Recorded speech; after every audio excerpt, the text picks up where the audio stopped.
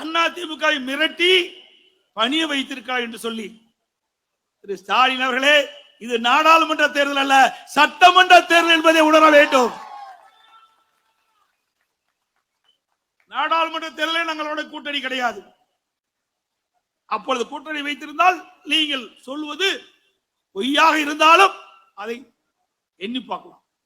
ஆனால் இப்பொழுது தமிழகத்திலே யார் ஆட்சிக்கு வர வேண்டும் என்ற நிலைப்பாட்டில் இருக்கின்ற தேர்தல், அதுவும் எங்களுடைய கூட்டணியில் அங்கம் வைக்கின்ற பாரதிய ஜனதா கட்சி அதிமுக ஆட்சிக்கு வர வேண்டும் என்று நினைக்கின்ற கட்சி, அவரோடு தான் நாங்கள் கூட்டணி வச்சிருக்கிறோம். உங்களை போல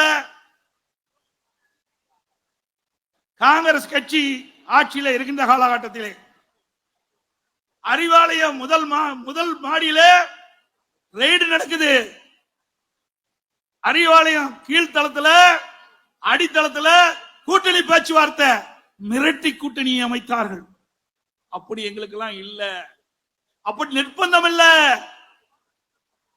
இரண்டு கட்சிகளும் மகிழ்ச்சியோடு அமைத்த கூட்டணி இந்த கூட்டணி.